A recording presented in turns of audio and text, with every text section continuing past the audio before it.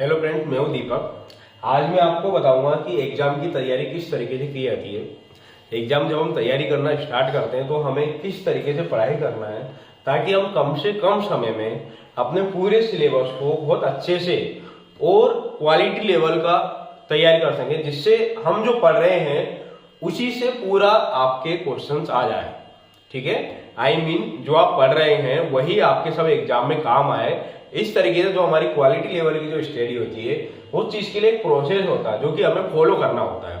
दूसरा, यदि आपके पास टाइम कम है और आपको लगता है कि हमें बहुत बड़ा सिलेबस कवर करना है तो उसके लिए भी ये बहुत ही आसान उपाय है।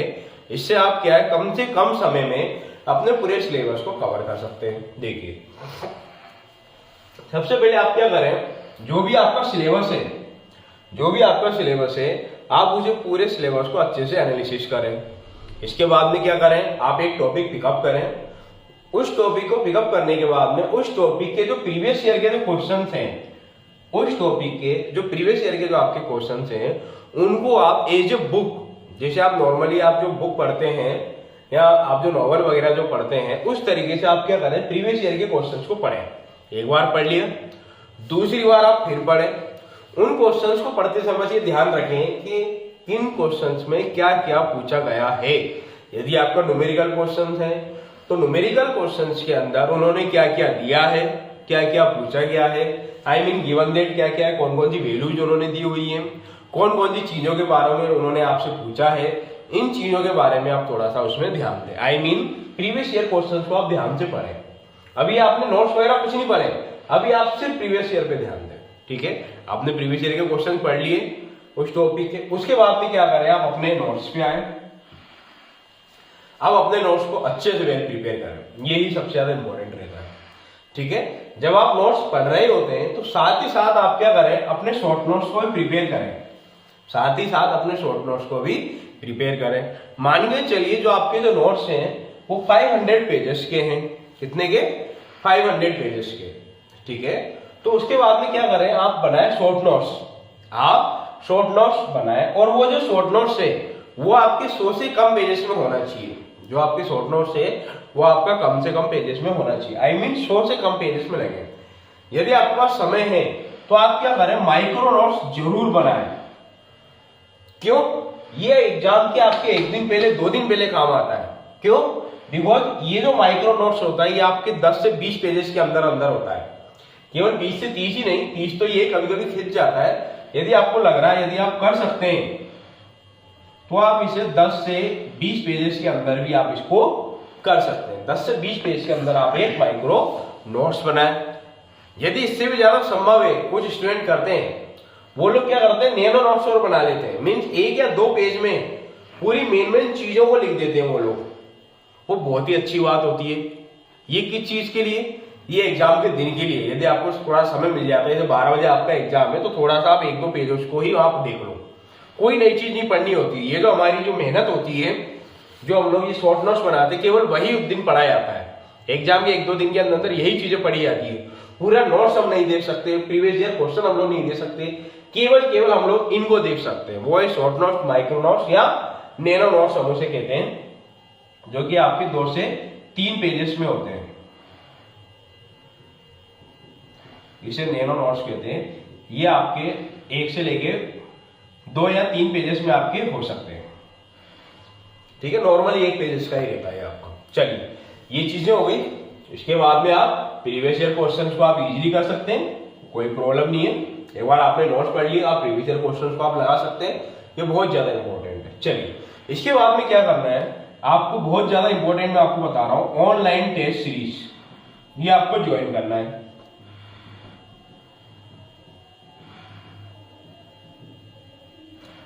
ऑनलाइन टेस्ट सीरीज, इस समय नेट पे बहुत सारी ऑनलाइन टेस्ट सीरीज उपलब्ध हैं। जो भी आपकी टॉप की 5 है, जो भी आपकी टॉप में चल रही है ऑनलाइन टेस्ट सीरीज, आप उनकी ऑनलाइन टेस्ट सीरीज परचेस करें और आप ऑनलाइन टेस्ट सीरीज जरूर दें। भले आपको कुछ नहीं आता, कोई प्रॉब्लम नहीं है, आपने केवल नोट से पढ़े, आपकी ज्यादा प्रैक्टिस नहीं है, कोई प्रॉब्लम नहीं है, आप इसके थ्रू प्रैक्टिस करें। ये आपकी पढ़ाई को बहुत ही वैल्यूएबल क्वालिटी प्रदान करेगा। ठीक है, ये आपके लिए बहुत ज्यादा इंपॉर्टेंट है। चलिए, अब आती बात रिवीजन की।